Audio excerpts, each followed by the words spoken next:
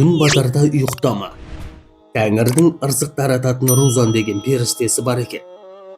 Ол таң ата жерге түсіп, адамдарға ырзық несібе таратады екен. Күн шыққанша ұйықтайтын адамды Тәңірдің несібесінен махрұм қалған деп түсінеді. Ерте тұрған еркектің ырысы артық, ерте тұрған әйелдің бір ісі артық деген мақал осыған орай айтылған. Рузан періште қас қараяр кезде де жерге түсіп, ырзық таратады. Күн батарда ұйықтап жатқан адамды өлі санатына қосып, ырзығын кемітеді екен. Күн батарда ұйықтама, періште сені өлінің санатына қосады деген түсінік осыған орай айтылған. Ымыртта әйел баласына жалаңбас далаға шығуға, кірдің суын төгуге тыйым салған. Іңірде жындар мен перілер батыстан шығысқа қарай көшеді екен. Жын-жыбыр кірдің суымен шөлін қандырып, содан қуат алады. Кірдің суын үйдің есік алдына төксе, жындар жиналып қалады дейді. Сыр өңірінде мынадай аңыз айтылады. Ертеде Сейітжан деген кісінің әйелі үйде кір жуып болып, суын төгуге сыртқа шығып кетеді.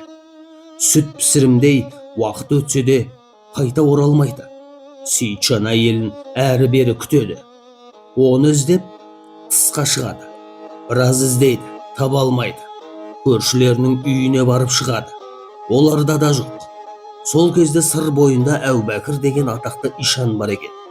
Соған барып жағдайын айтады. Ол: әйелің кірдің суын намаз шамда бекер төккен екен. Шамасы әйеліңді көшіп бара жатқан перілер ала кеткен.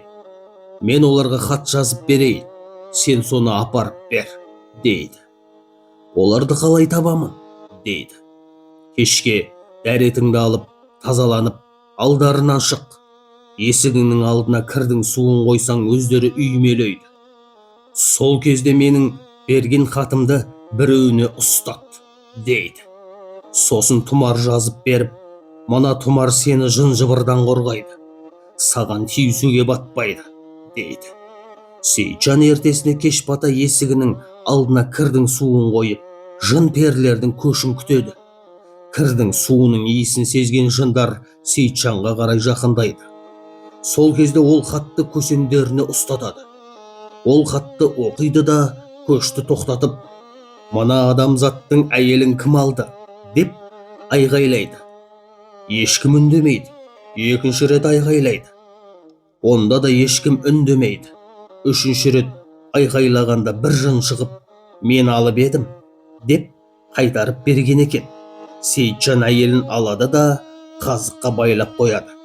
Жын-перілер көшін жалғастыра береді. Олардың қарасы да көрінбей кеткенше әйелі айқайлап шыңғыра берген екен. Таң ата Сейітжан әйелін ертіп, Әубәкір ишанның алдына келеді. Ол бір қағазға ішірткі дұғасын жазады да кесеге салып, үстіне су құяды. Су көк түске боялады. Сосын оны әйелге ішкізіп тұмар жазып береді. Кетерінде Сейітжанға: әйелің жалаңбас жүрмесін, деп қатаң ескертіп